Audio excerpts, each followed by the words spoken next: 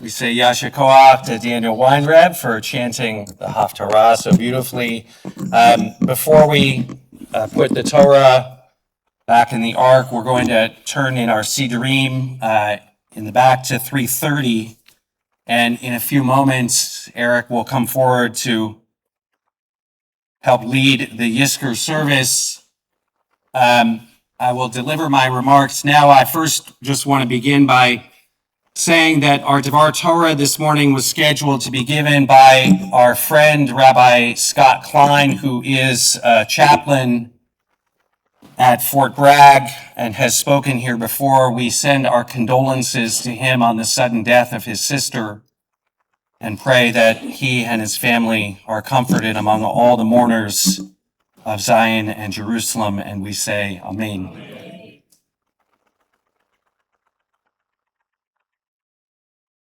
On the second day of Shavuot, we read the book of Ruth, a story about covenant, loyalty, and what it means to bind one's life to another person and to a people.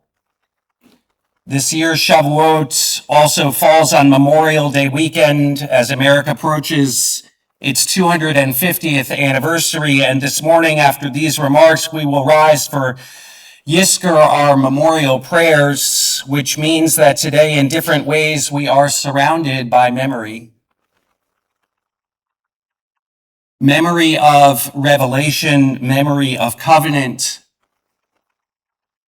memory of sacrifice, memory of those we loved and lost. And perhaps all of those memories ask the same question: what does it mean to give oneself to something larger than oneself?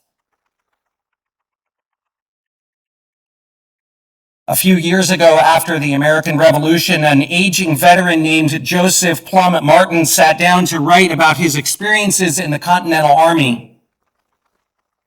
Martin was not a famous general or statesman. He was an ordinary young soldier who spent years hungry, cold, exhausted, and afraid. In one story after battle, Martin describes helping carry a wounded fellow soldier. He himself was starving and barely able to walk. Another soldier turned to him and said, you have to let him go. If you keep carrying him, you may not survive yourself. And Martin responds to him simply, I cannot leave him. Not, it is strategically necessary for me to carry him. Not, it is politically important. Not, I am fighting for some abstract ideal. Simply, I cannot leave him. And when I read those words, I thought of Ruth. In this beautiful new Siddur, sometimes we overlook some of the treasures that are within it. As part of the Yizkor service for Shavuot, on page 333, you can look at the bottom of the page. There is a beautiful poem by Marge Piercy in which she writes, at the season of first fruits, we recall two travelers, co-conspirators, scavengers, making do with leftovers and mill ends, whose friendship was stronger than fear, stronger than hunger, who walked together the road of shards, hands joined. Stronger than fear, stronger than hunger. That is Ruth and Naomi.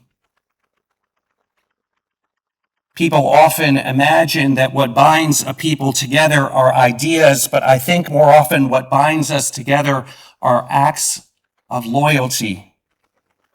I cannot leave him. Shavuot is not only the anniversary of revelation, it is the anniversary of mutual responsibility. At Sinai, Jews became more than a collection of individuals. We became bound to one another through memory, through obligation, and through a shared fate in this world.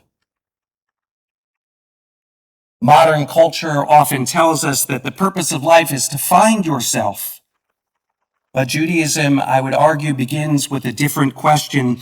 To whom do you belong? For whom are you responsible? Ruth's greatness is not that she finds herself. It is that she gives herself. Your people shall be my people. Your God shall be my God. And perhaps that is why her story is read on Shavuot, because covenant is ultimately not about an abstract theology. It is about choosing not to leave one another behind. This year marks 250 years since the founding of the United States. We live in a moment when Americans often feel fractured from one another, suspicious of institutions, alienated from community, uncertain what binds us together anymore besides arguments and algorithms. But the American experiment at its best was built upon covenantal language. At the signing of the Declaration of Independence, the founders wrote, "We mutually pledge to each other our lives, our fortunes, and our sacred honor." To each other. Not merely to an idea, to one another, a mutual pledge, and every generation asks whether we are still capable of such mutual responsibility.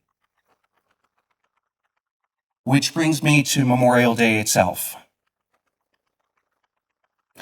Most people know Memorial Day as the unofficial start of summer, cookouts, beaches, sails, but one of the earliest Memorial Day commemorations took place in Charleston, South Carolina in May of 1865, just after the Civil War. Formerly enslaved Black Americans discovered a mass grave of Union soldiers who had died in a Confederate prison camp. The bodies had been dumped anonymously into the ground, and these newly freed men and women did something extraordinary. They exhumed the bodies. They gave the soldiers proper burials. They built a fence around the cemetery, and then thousands gathered, including Black school children, carrying flowers and singing hymns to honor the dead. People who had only just emerged from slavery in this country stopped to remember those who had died helping to secure their freedom. The first Memorial Day was about gratitude. It was about obligation. It was about memory. Freedom purchased by sacrifice creates responsibility in the living. That is a profoundly Jewish idea, and Yizkor asks something similar of us. In a few moments, many of us will rise to remember parents, spouses, siblings, children, teachers, friends, and one can ask, why do we do this? Why do we reopen these tender places in the heart? Because love creates obligation. Because memory is covenant continuing after death. Because we refuse to leave one another behind. I cannot leave him. Nor should we. Not in war, not in grief, not in Jewish memory. And perhaps this is one of the deepest truths of Shavuot and Yizkor. Human beings become holy not merely through what they believe, but through what and whom they are willing to carry. Ruth carried Naomi. Soldiers carried one another. And all of us, although it hurts, if we are blessed, carry our dead within us still. May the memories we carry today deepen our gratitude. May they enlarge our souls. May they remind us that the purpose of covenant is not merely to believe together, but to belong to one another. And may the memories of all those we love and all those who sacrificed for others indeed be for a blessing. And we say, Amen.